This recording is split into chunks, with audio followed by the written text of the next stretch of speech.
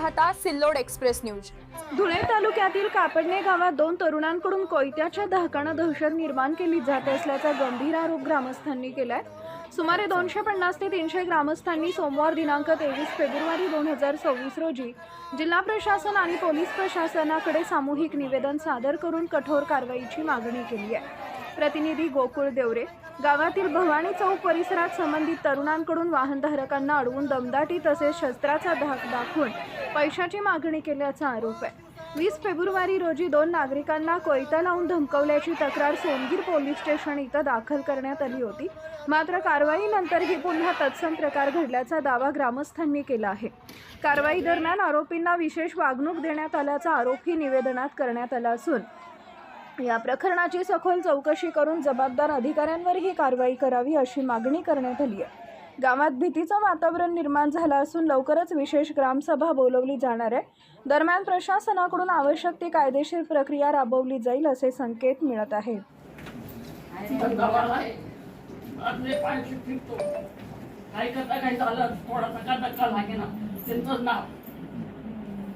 आणि साहेब एक आपण बोलतोय पोलिसांसमोर तो सांगायचा की हा कट्टा आहे, तुला दोघांपैकी एक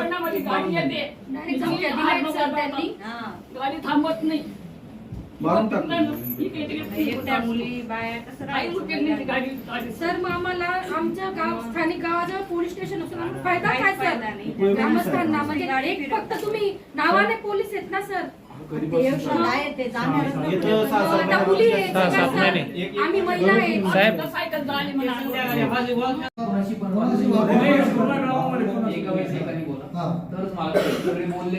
कोणाशी वाद नाही सर, कोणाशी काही वाद नाही किंवा असं काही मागील काही उचापत्या काहीच नाही। फक्त ते जे आहेत ना एक दहशतीचा प्रकार करतायत, साऊथ इंडियन स्टाईल त्या पद्धतीने करतायत। परवा त्यांना जेव्हा पोलीस गाडीत नेत होते तर पोलीस गाडीत बसून ते सिगरेट पेटवली त्यांनी। ही 20 तारखेची घटना।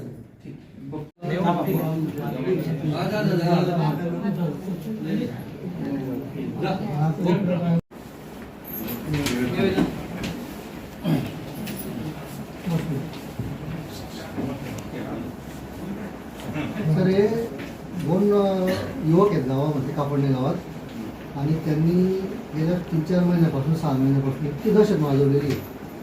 कधी ते एखाद्या हॉटेलवरती हल्ला करतात कोयता घेऊन, कधी एखाद्या नावीच्या दुकानावरती हल्ला करतात, प्रवाशांवरती हल्ला करतात, विद्यार्थिनींवरती हल्ला करतात आणि सशस्त्र हल्ला करतात। असं असताना सुद्धा त्यांच्यावरती स्थानिक पोलीस स्टेशन यांचा काय वरद असतंय माहीत नाही। परवा जेव्हा त्यांना पोलीस गाडीत नेत होते तर पोलीस गाडीमध्ये ते सिगरेट पेटून पित आहेत आणि पोलीस स्टेशनमध्ये गेल्या जो गोपनीय विभागामध्ये पलंग टाकलेला आहे त्या गोपनीय विभागात झोपले ते जाऊन। म्हणजे अशा पद्धतीने इतक्या चुकीच्या पद्धतीने जर ट्रीट पोलिसच करत असतील जनतेसाठी। आता परवा जेव्हा यांच्यावरती हल्ले झाले दोघांवरती तर हे गुन्हा दाखल करायला गेले तर यांची फक्त NCRB दाखल करून घेतली, तिला कुठलाही नंबर दिला नाही। दुसऱ्या दिवशी पुन्हा त्यांनी तो प्रकार चालू केला तर पुन्हा आम्ही सगळे ग्रामस्थ त्या ठिकाणी तक्रार द्यायला गेलो, तेव्हा सुद्धा त्यांनी FIR दाखल न करून घेतला, केवळ NCR दाखल करून घेतला। अशा पद्धतीची अवस्था आहे सर। हो SP साहेबांकडे जातो आम्ही, तुम्ही देखील तुमच्या बाजूने असे आदेश। दिनांक 20 जानेवारी या दिवशी आम्ही लग्नाला जात होतो तर आम्हाला स्टँडवर 2 नालायक हल्लेखोरांनी आमच्या पूर्ण फॅमिली होती माझी, तर त्या पहिले एक गाडी जात होती 407, त्या गाडीला त्यांनी आधी कोयता दाखवला, त्याच्यानंतर आमची गाडी मागून येत होती तर आमच्या जवळ आले व त्यांनी आम्हालाही कोयता दाखवला आणि त्यांनी पूर्ण आमच्या गाडीवर हल्ला केला। त्या गाडीत मी, माझी सासू, माझे आई वडील व माझे मिस्टर होते। त्यांनी पूर्ण आमच्या गाडीला पूर्ण घेरून घेतलेले होते। तर अशा हल्लेखोरांना अटक करा आणि सोनगीर पोलीस स्टेशन याच्यावर काहीच निर्णय घेत नाही किंवा कार्यवाही करत नाही। तर सोनगीर पोलीस स्टेशनतील सगळ्या पोलिसांना एकच विनंती आहे की त्यांनी कापडणे गावात, आम्ही ग्रामीण भागात असून आम्हाला सोनगीर पोलीस स्टेशनचा काहीही उपयोग नसून त्यांनी त्याच्यावर काहीतरी कार्यवाही करून आमच्यावर याला त्यांनी साथ द्यायला पाहिजे। कारण ग्रामीण जे सगळे ग्रामस्थ आहे हे त्यांच्या याच्या भरोश्यावर असतात, कारण आम्ही गरीब जनता ही फक्त पोलिसांच्या भरोश्यावर असते आणि जर त्यांच्यावर काही त्यांना न्याय मिळत नसेल तर मग एक पूर्ण जनता त्यांच्यावरही काहीतरी कार्यवाही करू शकते, फक्त जनताच करू शकते, मग त्यावेळेस पोलिसही काही करू शकत नाही. कविता योगेश पाटील पूर्ण करायचे यासाठी आम्ही आज जिल्हाधिकारी कार्यालयावर निवेदन देण्यासाठी आलेलो आहे. यासाठी आम्ही धुळे येथील जिल्हा अधिकारी कार्यालयावर सगळेजण कापडण्या गावातील सगळे महिला व पुरुष आम्ही मोर्चा घेऊन आलेलो आहेत आणि आम्हाला जर याच्यावर न्याय मिळाला नाही तर आम्ही पुढे इथून जर न्याय मिळाला नाही तर आम्ही पुढे हायकोर्टात सुद्धा जाऊ शकतो.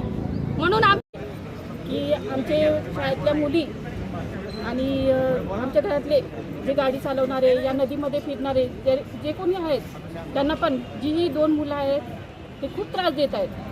त्या त्रासातून बाहेर काढण्यासाठी आज आम्हाला इथपर्यंत पाऊल उचलावं लागलं आहे. अगर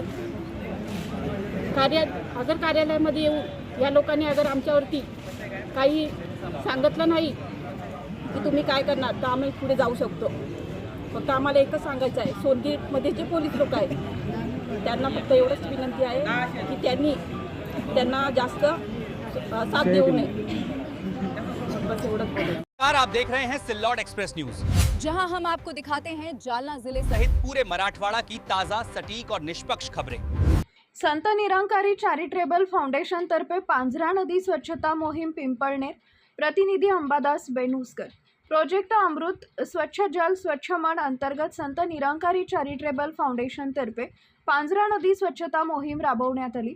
या स्वच्छता अभियानाचं उद्घाटन पिंपळनेरच्या नगराध्यक्षा डॉक्टर योगिताताई चौरे यांच्या हस्ते करण्यात आले. यावेळी प्रमुख अतिथी म्हणून पिंपळनेर येथील प्रख्यात धन्वंतरी डॉक्टर जितेशजी चौरे, एकलव्य स्कूलचे प्राचार्य डॉक्टर देवीदास राजगिरे, ज्येष्ठ पत्रकार प्राध्यापक SD पाटील, रावसाहेब शिंदे, NF सोनवणे आदी उपस्थित होते. कार्यक्रमाचे प्रास्ताविक सनी मंडळाचे स्थानिक मुखी जगदीश ओझरकर यांनी केले. सूत्रसंचालन सेवादल युनिटचे इन्चार्ज गणेश गुरव यांनी केले. यावेळी नगराध्यक्षा योगिताताई चौरे यांनी निरंकारी मंडळाच्या जलस्वच्छता अभियानाचं कौतुक करून या उपक्रमात सर्वतोपरी सहकार्य करण्याचं आश्वासन दिले. डॉक्टर जितेश चौरे यांनीही यावेळी आपले मनोगत व्यक्त केले. निरंकारी सेवा दलाचे स्वयंसेवक व निरंकारी भाविक भक्तांनी यावेळी पांझरा नदीकाठावरील 3 ट्रॉली कचरा, प्लॅस्टिक, पाण्याचे प्रदूषण करणारी घाण साफ केल्यानं पांझरा नदीनं मोकळा श्वास घेतल्याच्या प्रतिक्रिया पिंपळनेरकर नागरिकांनी व्यक्त केल्या.